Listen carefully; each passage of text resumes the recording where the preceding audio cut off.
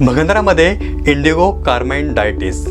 बऱ्याच वेळेस ज्या लोकांना भगंदर आहे अशा पेशंटला डॉक्टर MRI फिस्टुलोग्राम करायचं बोलतात. आता MRI फिस्टुलोग्राम ही एक टेस्ट आहे, एक स्कॅन आहे.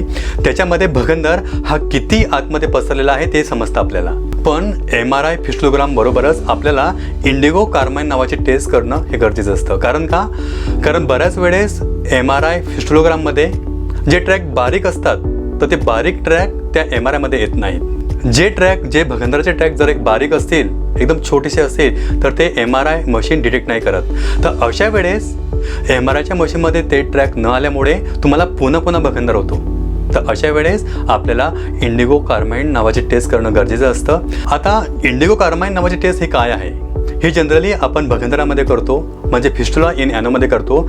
आता इंडिगो कार्माइन हे एक प्रकारचा डाय आहे. तो डाय आपण भगंदराच्या बाहेरच्या ओपनिंगमधून पुश करतो. 10 ml डाय त्या बाहेरच्या ओपनिंगमधून आपण पुश करतो. पुश केल्यानंतर हा जो डाय आहे, हा जो इंडिगो कार्माइन नावाचा डाय आहे, पुश केल्यानंतर जिथे जिथे ट्रॅक असणार भगंदराचे त्या ठिकाणी तो पसरतो. आता हा डाय त्या ट्रॅकमध्ये गेल्यानंतर आपल्याला त्या मशीनमध्ये समजतं की अजून काही एक्स्ट्रा ट्रॅक त्यात आहेत का. म्हणून मी तुम्हाला नेहमी म्हणतो की MRI फिस्टुलोग्राम बरोबरच इंडिगो कार्माइन टेस्ट करणं अत्यंत महत्त्वाचं आहे. आता तुम्हाला हा प्रश्न पडला असेल की सर ही इंडिगो कार्माइन टेस्टसाठी आम्हाला कुठे जावं लागेल?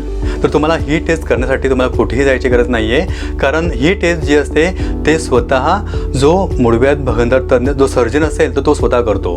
आता याच्यामध्ये कधी डबल डाय टेस्ट पण केली जाते. म्हणजे उदाहरणार्थ की आता तुम्हाला मी सांगितलं पहिल्यांदा की बाहेरच्या ओपनिंगमधनं आपण एक्सटर्नल ओपनिंगमधून आपण ते पुश करणार आहे. कधी एक्सटर्नल ओपनिंगमधनं पण पुश करावे लागते आणि कधी इंटरनल ओपनिंग म्हणजे दोघी साईडनं पुश करायची, जेणेकरून आतले आणि बाहेरचे सर्व ट्रॅक त्याच्यामध्ये येतील. तर ही जी टेस्ट आहे, ही जी इंडिगो कार्माइन टेस्ट आहे, मी स्वतः लेझर ट्रीटमेंट करण्यापूर्वी करतो. कारण का की लेझर ट्रीटमेंट करायची असेल तर त्या ठिकाणी थोडं भूल दिली जाते. म्हणजे त्या ठिकाणी थोडी ॲनेस्थेशिया दिला जातो की जेणेकरून तो पार्ट सून झाल्यामुळे आपल्याला लेझर ट्रीटमेंट ही चांगली करता येते. तर भूल दिल्यानंतर अगोदर इंडिगो कार्माइन टेस्ट करायची, जेणेकरून अजून काही जे त्यात ट्रॅक आहेत का. आणि इंडिगो कार्माइन टेस्ट केल्यानंतर आपण भगंदरावरती लेझर ट्रीटमेंट करतो. साधारणतः आता तुम्हाला प्रश्न पडला असेल की सर हा भगंदराला वेळ किती लागतो? प्रामुख्याने 2 टाईपचे फिस्टुला असतात. एक असतो सिंपल फिस्टुला आणि एक असतो कॉम्प्लेक्स फिस्टुला.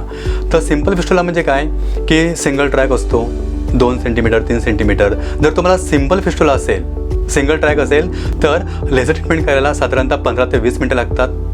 जर तुम्हाला कॉम्प्लेक्स फिस्टुला असेल, म्हणजे तुम्हाला जर मल्टिपल ट्रॅक असतील, तुम्हाला 3-4 ट्रॅक असतील, कॉम्प्लेक्स फिस्टुला असेल, तर अशा वेळेस संपूर्ण ट्रॅक जे लेझरने काढण्यासाठी साधारणतः 1 पाऊण तास लागतो. म्हणजे पाऊण तास ते 1 तासाचा कालावधी लागतो की जेणेकरून ते तुम्हाला ट्रॅक संपूर्ण निघतील आणि जेणेकरून तुम्हाला तो भगंदर पुन्हा होणार नाही. सर्वात महत्त्वाचं, जर तुम्हाला भगंदर जर असेल आणि सारखं ऑपरेशन करून सुद्धा तुमचा भगंदर हा पूर्णपणे बरा होत नसेल तर तुम्ही मला नक्कीच कॉन्टॅक्ट करू शकता. माझा नंबर आहे 9820125400. कारण माझ्याकडे बघा सर्व कॉम्प्लिकेटेड फिस्टुलासारखे पेशंट येतात, म्हणजे ज्यांचं मल्टिपल टाईम सर्जरी झालेली आहे, 2 वेळा 3 वेळा ओपन सर्जरी झालेली आहे, धाग्याचं ट्रीटमेंट झालेली आहे. जर तुम्हाला मोशननंतर आग होत असेल, जळजळ होत असेल किंवा पस येत असेल तर तुम्ही मला नक्कीच कॉन्टॅक्ट करू शकता.